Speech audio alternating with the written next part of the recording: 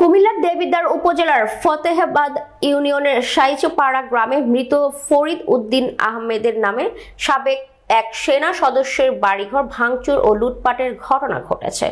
গত ৩রা মার্চ সকালে এই ঘটনা ঘটে। এই ঘটনায় স্থানীয় এলাকাবাসীর মাঝে চাপা ক্ষোভ বিরাজ করছে।